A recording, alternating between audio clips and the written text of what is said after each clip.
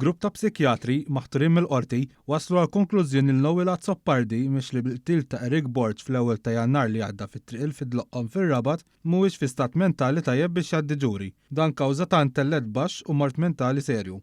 Fil-qorti kien riżulta li għad Soppardi kien qatta 3 xhur fi sptar ta' kura s-saħħa mentali lura fl-2012 minħabba mġieba aggressiva.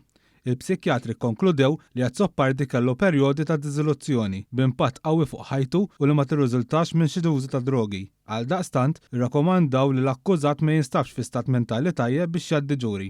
Minkejja l-parir tal-esperti għad irid tiġi stabbilit jekk l-imputat jevitax il-proċeduri, hekk kif l-Avukat Ġenerali għandu żmien xahar biex jikkontesta tali rakkomandazzjoni professjonali. Għad Soppardi baqa' jinżamm taħt arrest fl-Isptar Monte Carmeli. Jordan Gafa, żagħżugħ ta' 21 sena li jgħix il-Melliħa, inżamm arrestat wara li tressa l-qorti akkużat fost oħrajn bit-traffikar ta' droga. Iż-żagħżugħ ġie arrestat wara li fil-possess tiegħu instabu kemm kannabis kif ukoll pilloli tal-ecstasy fi kwantitajiet li ma kinux għall-użu personali u kienu lesti biex jiġu traffikati. Fil-qorti, il-prosekuzzjoni spjegat li l-akkużat waqqaf wara li kienet isuq fil-Melliħa, hekk kif kien hemm suspett li kellu arma tan-nar fil-karozza.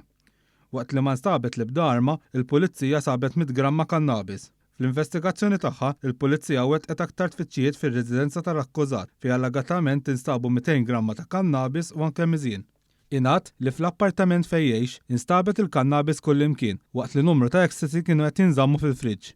Iż-żagħżugħ li fil-qorti qal li ma jaħdimx u jieġab mhux ħati għall-akkużi miġjuba kontrija waqt li d-difiża talbet għal ħelsien mill-arrest talba li ma ġietx milquha.